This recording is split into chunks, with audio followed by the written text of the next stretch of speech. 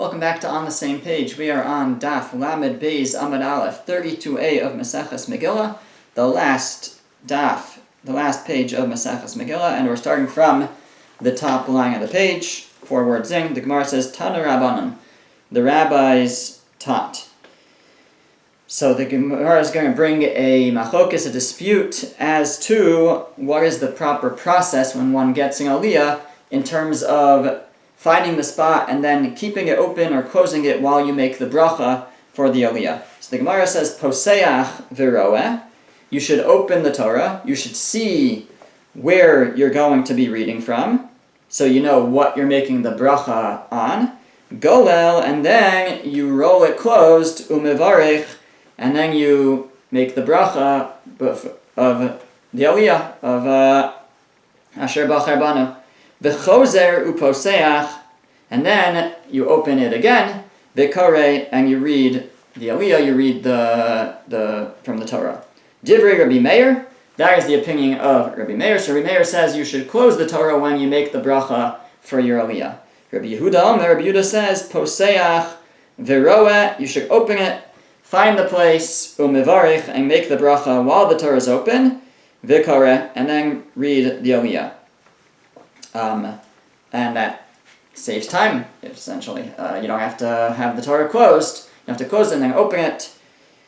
My time of Rabbi Meir. What is the reason of Rabbi Meir who says that you should close the Torah before making the bracha? Kid'ula. The concern is similar to the concern that Ula raises. The Amar Ula, that Ula says, B'pnei ma amru, why did the rabbis say, Hakoreh b'Torah lo yesayeya l'metorgaman? That the one who's reading from the Torah should not help the metorgaman. The metorgaman was the translator. So traditionally they would have that somebody would read from the Torah and somebody else would be translating the verses into Aramaic. So Ula said, how do we know, what is the reason that we say that the person reading from the Torah should not be assisting the translator if he gets stuck on a word? The one reading the Torah should not be the one to assist him. And the reason is, says the Gemara, Kadei Shelo Yomru, so that nobody will say, Targum Kasav BaTorah, that the Aramaic translation is written in the Torah. If the person reading from the Torah is assisting the translator, people might think that the Aramaic translation is actually written in the Torah, and we don't want anybody to think that, to err in that way. So, says the Gemara, Hachanami, here too, with regards to getting an aliyah, we don't want the person to read, says Rabbi Meir, says the Gemara, on behalf of Rabbi Meir doesn't want the person getting the aliyah to read the bracha with the Torah open, Kidei Shelo Yomru brachos ksuven b'Torah, so that nobody says that the brachos are written in the Torah. If he keeps the Torah open when he says the bracha, somebody might think that the bracha is actually written in the Torah when it's not. Rabbi Yehuda, and Rabbi Yehuda, who says, no, you don't have to close the Torah. So his response would be, Targum ikolamiti. Aramaic translation, somebody might mistakenly think that that's in the Torah. But brachos lekolamiti. But the brachos, nobody will mistakenly think that the brachos on the Torah are actually written in the Torah. And therefore, Rabbi Yehuda says there's no concern. And one is allowed to keep the Torah open when they make the bracha. That being said, one should either look away when they make the bracha, they shouldn't look like they're reading from the Torah, or at least close their eyes when they recite the brachos. And Sfardim have a cover. They cover the words. They don't close it, but they cover the words when they make the brachos. Amar Rabbi Zera, Amar Rav Masna. Rabbi Zera says that Rav Masna says, Halacha poseach v'roeh umevarech v'koreh. Rav Masna says the halacha is in accordance with the second opinion, that you should open it, read it, and make the bracha, and then read it, meaning you don't close the Torah when you make the bracha. Ask the Gemara, V'leima halacha Rabbi Yehuda. Why did Rav Masna have to say the halacha is that you do such and such? He should have just said the halacha is like Rabbi Yehuda. Rabbi Yehuda is the one who said to do that, to keep the Torah open when you make the bracha. Answers the Gemara, Mishum da'af chiluhu. The reason is there's a concern that because there are those who switch whose opinion was what. Some have a different version where Rabbi Meir was the one who said to keep it open, And therefore, since Rav Masna is ruling in accordance with our opinion, he didn't want to say a name because the names get switched. Rather, he said the halacha is that you open the Torah, find the place, and without closing it, you read the brachos, and then you lane your aliyah. Okay. Amar Reb Zera, Amar Reb Masna. Reb Zera said that Reb Masna said, Haluchos v'habimos ein bahem mishum kedusha. The tablets and the bimos and the stands don't have any holiness to them. What are we referring to? So the bima is the simple one. The bima, the Gemara said, Rashi tells us, is referring to specifically the stage that they would make when for the king at Hakel. At Hakel, every 7 years after Shemitah, people would gather on Sukkot, and they would read from Sefer Dvarim, and the king would read, and they would build him a bima, a stage. That stage, says the Gemara, doesn't have kedusha. What are luchos? Luchos, Rashi says, I don't know what they are. Lo yadati mahing, I don't know what they are. And he says, some say that it's some kind of tablet made for books that are not scrolls. So it may be that it's the cover of the books, or maybe it's a holder for the books. The Tosfos brings from the Aruch that it means it's talking about the Sefer Torah, but the Gilyonos, the margins where there's no words, that it's telling you that those don't have kedusha. But Tosfos is bothered because there's a Gemara that implies that they do. So he's not sure about that. Okay, so different opinions as to what luchos refers to. Either we don't know, or refers to the holder of the books, the covers maybe of Sfarim, or to the margins of a Sefer Torah, but it says that they don't have Kedusha. They don't have holiness. Okay. Continues the Gemara. Amar Rav Shaftaya, Amar Rabbi Yochanan. Rav Shaftaya says in the name of Rabbi Yochanan, Hagolel Sefer Torah, one who is rolling a Sefer Torah, Tzarech shiamideno ala tfar. He has to have it come to he has to be in a place, stand on a place where there is a tfar, where there is a seam. So the Sefer Torah is made up of many pages that are sewn together, and the places where they're sewn are called the seams. And when you roll a Torah, you should have it that it meets on a seam. Who's rolling a Torah here? So it's not so clear. It could be that we're talking about a person does Hagbah, they raise up the Torah, they should have a seam, and they're also the one who's rolling it, so they should have it on a seam. Meaning, it could be here, we're going to talk about Golel, rolling the Torah, maybe referring to someone, a situation where the same person is doing Hagbah and Galila at the same time. They're picking up the Torah, and then rolling it. They should make sure that they pick it up on a seam and roll it so that there's a seam in between the two columns.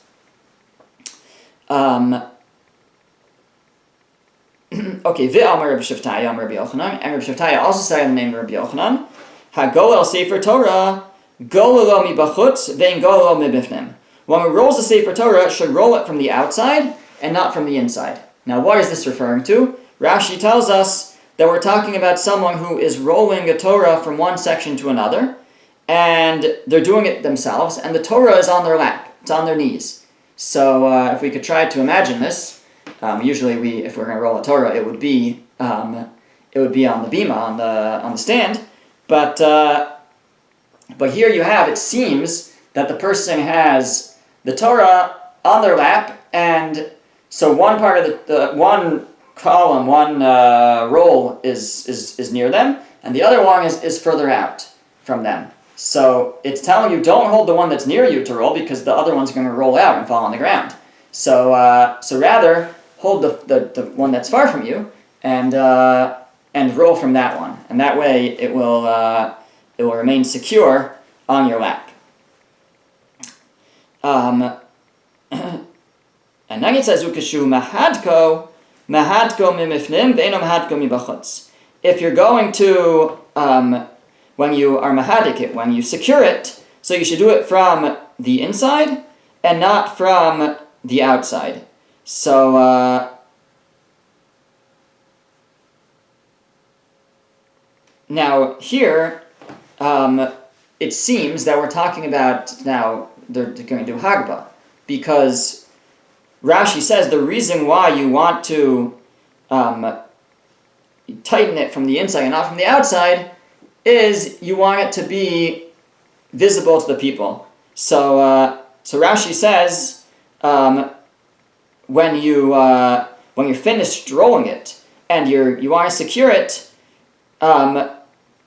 you should hold the inner part and attach it to the outer part so that it doesn't cover the words. So again, it's a little bit hard to picture what's going on here. So from Rashi it sounds like we're saying that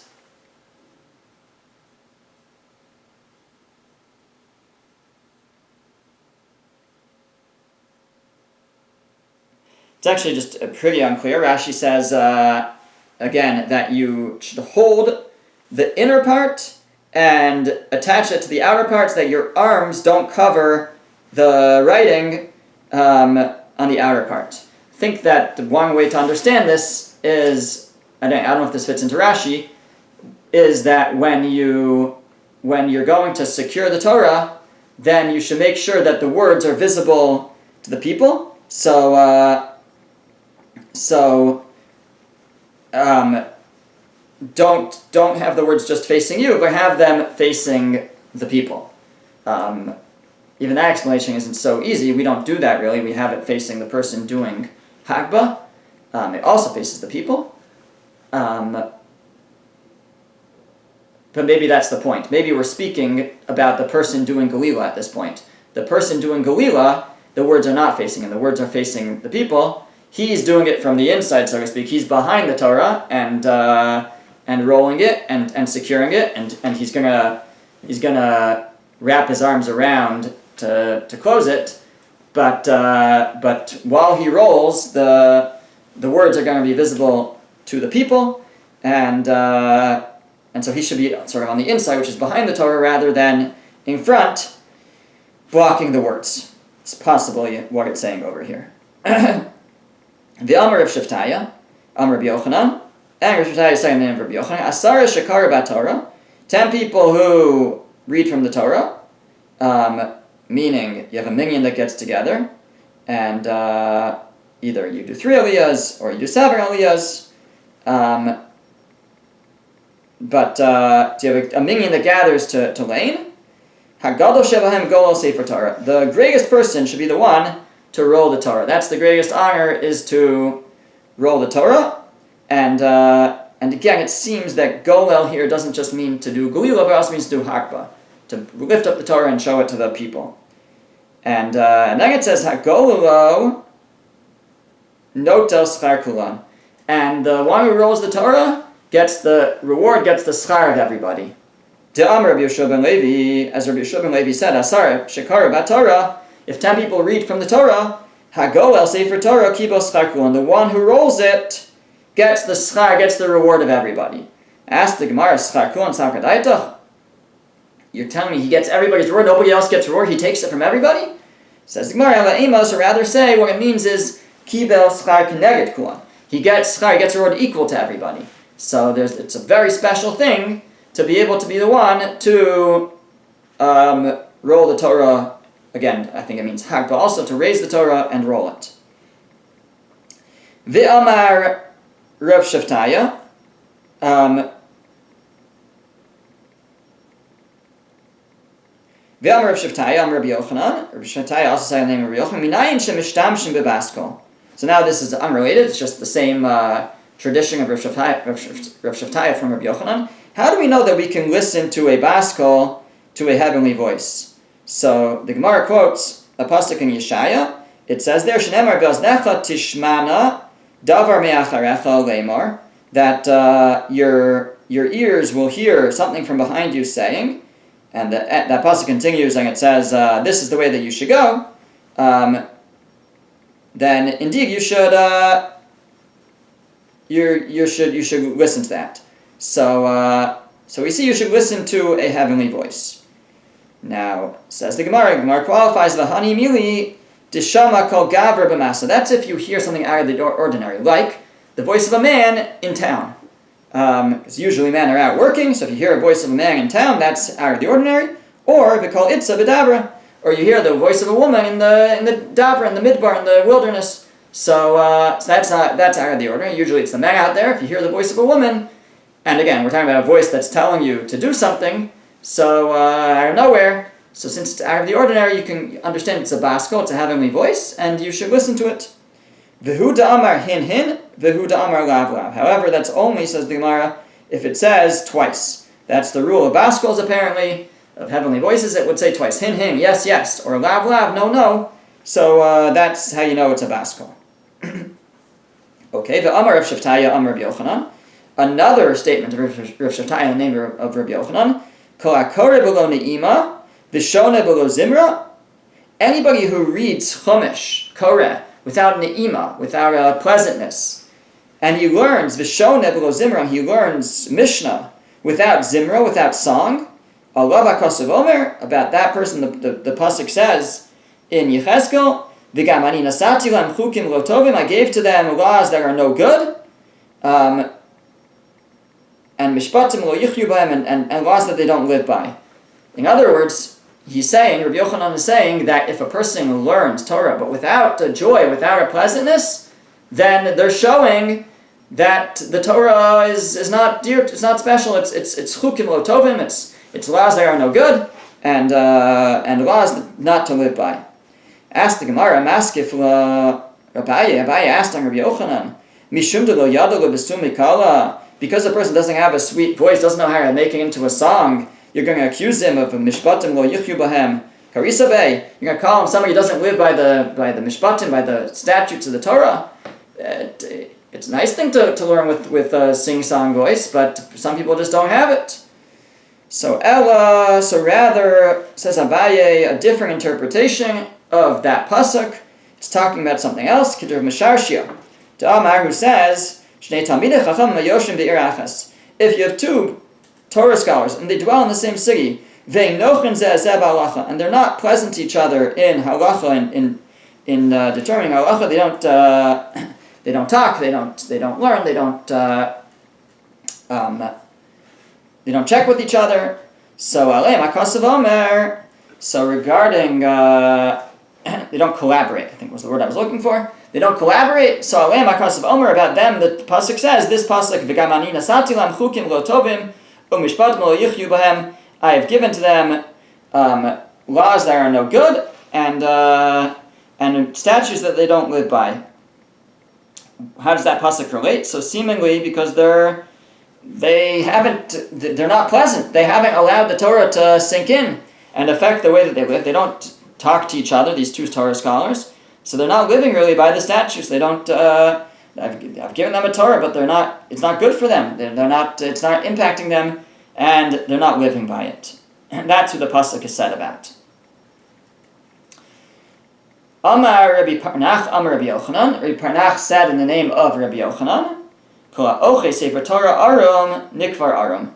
Anybody who holds onto a Torah naked is buried naked.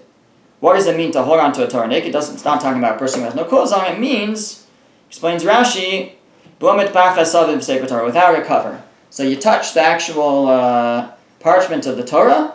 So such a person, the Gemara says, is buried naked. Ask the Gemara, Aram Sakadaitach, you're going to bury somebody naked? That sounds a little extreme. So Ella Eman Nikvar Aram Bula Mitzvos. So rather what it means is they're buried naked without mitzvos. They're naked of mitzvos. They're free of mitzvos if they do that. Ask the Gemara, Bula Mitzvos Sakadaitach. You think they don't have any mitzvos? They did one thing wrong, but they could have many, many mitzvos. So what do you mean that if you hold a Torah naked, meaning if you hold a Torah without a cover, you're buried arum, you're buried naked. Elam Rabbaye. So rather, Rabbaye says, Nikvar arum below osa mitzvah. you're naked of that mitzvah. What does that mean? So Tosfos says that either it means the mitzvah of holding the Torah, but it says Tosfos that's obvious, like you're not doing it right. Obviously, you're not going to have that mitzvah if you're doing it in a disgraceful way. So rather, Tosfos suggests from the Riva that it means whatever mitzvah you're doing at the same time, you are naked of that mitzvah. You won't get credit for it. So, for example, if you're learning, let's say, or you're editing it, or you're closing it, you're the Megillah, but you're doing it with touching the parchment, so then that person is buried naked of that mitzvah. They don't get credit for that mitzvah, for the learning that they did in that time, because they were mishandling the Torah at the same time. Amar Rabbi Yanai, great Rabbi Yanai, Saba. Rabbi Yanai, the son of Rabbi Yanai Saba, said, Mishmei Rabbi Yanai Rabba, in the name of Rabbi Yanai Rabba. So there's different Rabbi Yanais, I suppose, different generations. That what's the best thing to do? Mutav tigla mitbachas v'yigol sefer Torah. It's better to roll the mitbachas, roll the cover, and not roll the Torah itself. Meaning,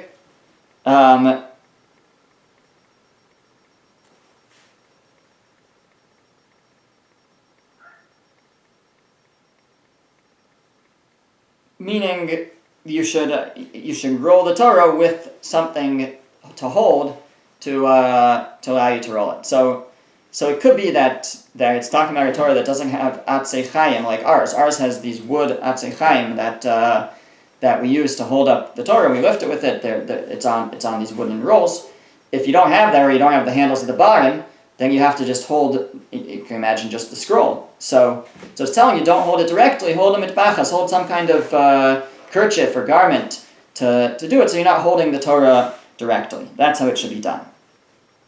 Concludes the Gemara, back to the Mishnah by Davar Moshe's Moadei Hashem al Bnei Yisrael, that the Torah says at the end of Parshas Emor, towards the end, after it tells you about all the Yomim Tovim, all the holidays, it says, and Moshe spoke to Bnei Yisrael, and he spoke to the Moadim, he spoke the holidays to Bnei Yisrael, he told them about the holidays, which the Mishnah said, teaches us, mitzvasin sheyukorin osan kol echad ve'echad bizmano, that there's a mitzvah to teach each one during its proper time. And what we explained when we saw this in the Mishnah is that it seems that there's a summary pasuk at the end. It says all the holidays, and it says Moshe spoke the Moadim to Bnei Yisrael. It sounds like he said each of them in their proper time. The Gemara says, Tana Rabbanan, the rabbis taught, Moshe tiking lahem Yisrael sheyushalmin v'darshim binyano shel yom, that Moshe established for the Jewish people that they should ask and teach about the Inyano Shel Yom, the relevant topic of the day. Hilchos Pesach b'Pesach, the laws of Pesach on Pesach, Hilchos Atzeres b'Atzeres, the laws of Shavuos on Shavuos, Hilchos Chag b'Chag, and the laws of Sukkos on Sukkos.